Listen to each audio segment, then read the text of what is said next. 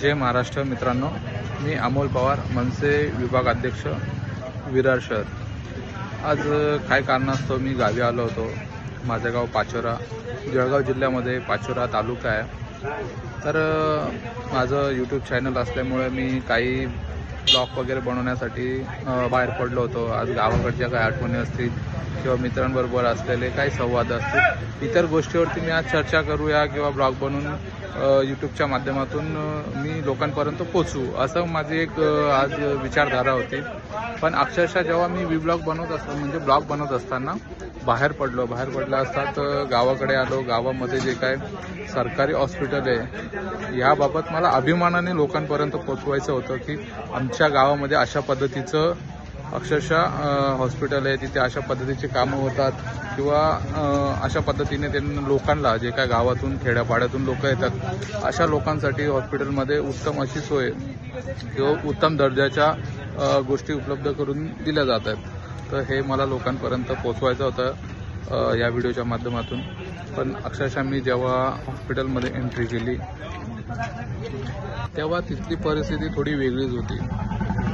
OPD असेल, ओपीडीमधून जेव्हा केस paper घेतात, केस पेपर घेत असताना ओपीडीचा केस पेपर जेव्हा काढतात त्यावेळेस त्याचा टायमिंग होता 9 ते 12 असा तिथे फलक लावला होता। मी काही लोकांशी या विषयावरती संवाद केला, त्यांना विचारपूस केली की ओपीडी किती वेळ चालते, किती वाजेपर्यंत असेल किंवा आहे।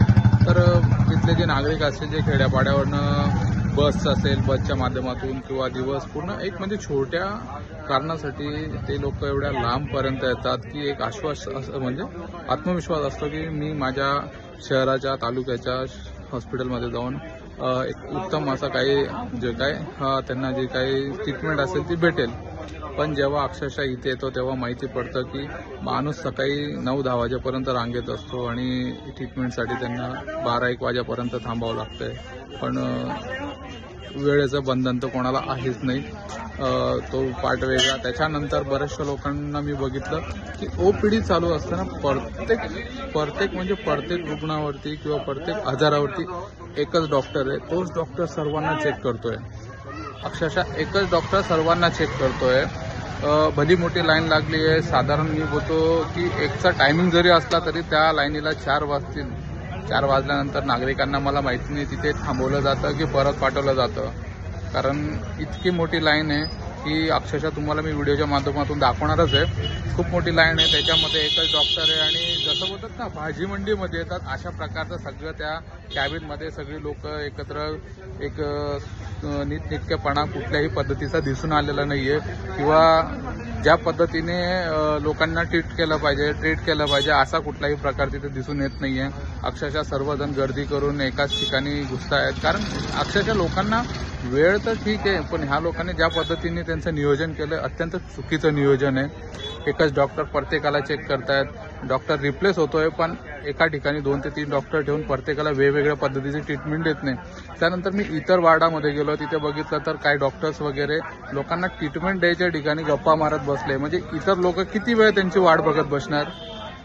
अक्षरशः इतका घाणेरडा व्यवहार किंवा इथे ज्या पद्धतीची ट्रीटमेंट चालू खरोखर खूप अत्यंत गैरव्यवहारिक किंवा गंदी आहे। खूप बेकार परिस्थिती आहे आपलं पाचोरा शहरातील सरकारी हॉस्पिटलची। जेव्हा मी जनरल वॉर्डमध्ये गेलो, जनरल वॉर्डमध्ये मी बघतो तर एकही बेड चांगला नाही, साफ नाही, सुथरा नाही आहे किंवा त्याच्यावर कुठल्या पद्धतीची चादर नाही आहे। पंख्यांची अवस्था इतकी गंदी होती की अक्षरशः त्या बेडवरती कोणी झोपणार नाही अशा पद्धतीचे बेड होते ते।